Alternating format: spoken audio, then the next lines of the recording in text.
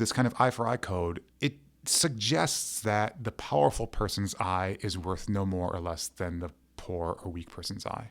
Now, when Jesus comes to the teaching in the Sermon on the Mount, Jesus actually says, no, don't take an eye for an eye. If someone takes your eye, don't take their eye. And then he deliberately says, this is to fulfill God's law, not to counter it. I think it's what Jesus is saying is that if foundation of the eye for an eye teaching is our equal dignity before God, then what Jesus is saying, I think, in the Sermon on the Mount is that when you come to respond to your enemy who has hurt you, the thing that you need to take most seriously is that God loves your enemy as much as God loves you.